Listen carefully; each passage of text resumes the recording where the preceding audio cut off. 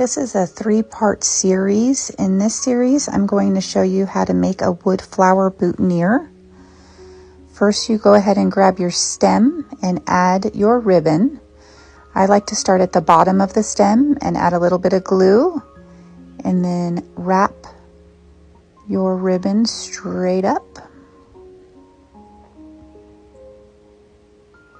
nice and tightly.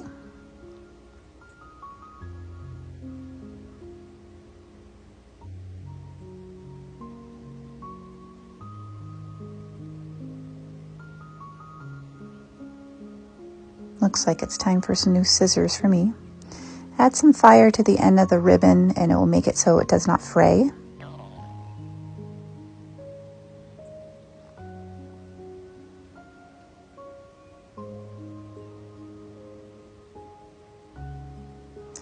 Go ahead and grab your rose. This is an ivory wood rose in its natural color.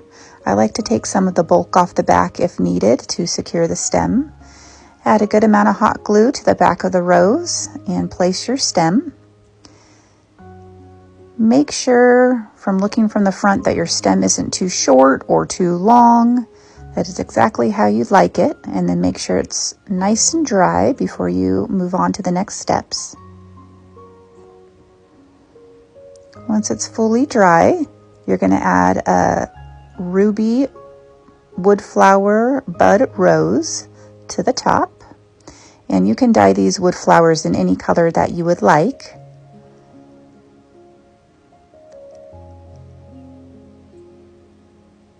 Once it's dry and nice secure, then we can go ahead and add the accents to our boutonnière. This here is called a lamb's ear leaf. This is not real, this is a fox leaf.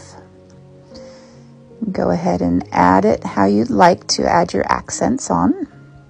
I like to add a little leaf on one side of the bud, and then I'd like to grab my dried star flower.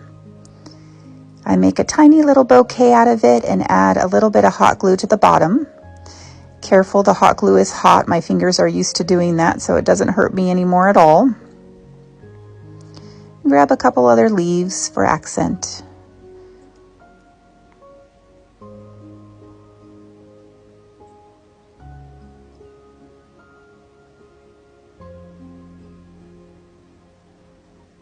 I like to put the star flower in the middle of these leaves. I like to make it so it's not too high up, the star flower, so you can still see some of the leaf behind it.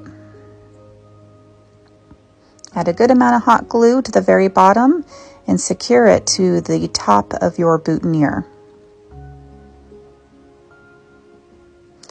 Once you have that all dry, go ahead and add hot glue to the round felt pad. And this gets placed on the back of the boutonnière to make sure that nothing falls off and it's nice and secure. And just make sure you really squeeze that into place. And let that dry. Once it's fully dry, this is your completed boutonnière. And the last step would be to add a pin so that it can get secured to a jacket.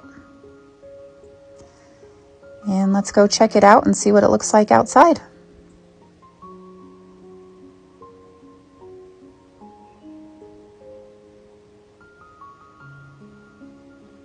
Beautiful. Thank you for watching. Check out our next 2 videos for the complete set.